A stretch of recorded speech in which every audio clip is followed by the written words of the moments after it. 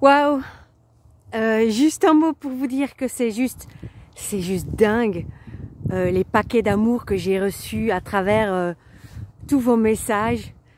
Ça me touche infiniment. Donc merci, merci, merci, merci à chacun d'entre vous. Merci du fond du cœur.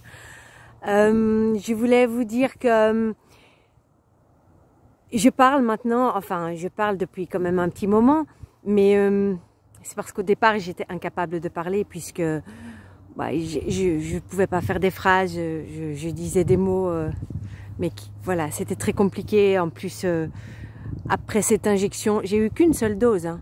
Après cette dose, je suis restée 2 mois sans pouvoir dormir, tu vois, comme si on m'avait mis un produit comme une drogue, tu vois, qui me mettait éveillée tout le temps. Donc j'ai pas dormi 2 mois, donc je tenais pas debout. Ça a été compliqué.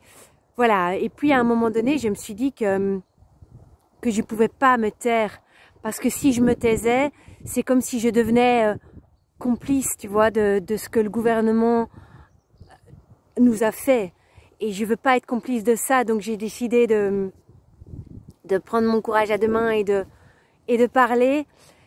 Je parle pour plein de raisons en fait. Je parle pour les gens qui sont encore convaincus que ce que le gouvernement propose est un vaccin et qui continuent à se faire piquer encore et encore et encore. Je voudrais tellement pouvoir essayer de leur ouvrir les yeux. Je parle aussi pour certains médecins, tu vois, des médecins qui ont voulu prévenir la population des dangers de ces injections et qui se font taper sur les doigts par l'ordre des médecins. Je parle également pour toutes les personnes comme vous qui avez été intelligentes dès le départ, qui avez senti le truc venir dès le départ, vous qui avez été réprimandés parce que vous refusiez de recevoir cette merde dans votre corps. Vous aussi, vous avez dû subir des choses pas faciles. Je parle aussi pour moi et pour toutes les victimes, parce que nous, on s'est fait avoir et on se retrouve dans des états compliqués. Donc on a besoin d'aide, on a besoin d'être prise en charge, on a besoin que la recherche se penche sur nos cas et qu'on puisse trouver des solutions. Et puis je parle évidemment pour mes enfants à moi et tous les enfants du monde, parce que je voudrais qu'ils puissent vivre dans un monde meilleur, pas un monde qui est dirigé par des meurtriers. Donc, à ma petite, comment je vais dire, avec ma toute petite contribution, j'essaye de faire changer les choses comme je peux et dans l'état dans lequel je suis. Voilà. Ah oui, et encore une chose importante à dire. Oh, ma choupette, ma fille à moi, elle n'emploie pas des mots grossiers, hein. Pas du tout. C'est un ange, hein, ma fille. C'est juste que, voilà, il y avait eu cet épisode dans la voiture où elle m'avait dit, mais maman, moi, j'ai besoin de personne pour savoir que je dois jamais aller donner mon bras pour me faire piquer. Elle dit, je sais bien, maman.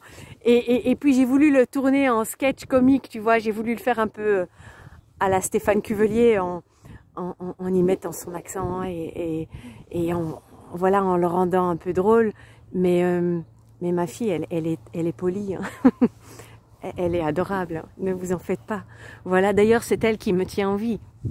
Depuis 1 an et demi, c'est elle qui est au quotidien avec moi, qui me caresse les cheveux quand j'en peux plus, Ce qu'elle fait même, c'est que quand je spasme, elle se met près de moi et elle fait semblant de spasmer aussi parce qu'elle espère que ça va me faire rire, tu vois, voilà, elle fait ça parce qu'elle sait pas quoi faire d'autre finalement. Elle fait ce qu'elle peut avec les moyens qu'elle a.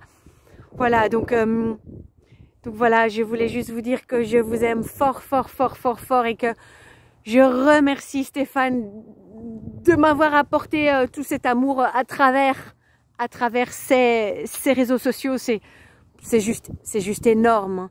Et donc voilà, je voulais encore vous dire à quel point j'admire Stéphane pour ce qu'il est, parce que c'est un mec qui a des couilles et c'est un mec qui a du cœur, et ça c'est waouh quoi, juste waouh. Je vous embrasse tous très fort.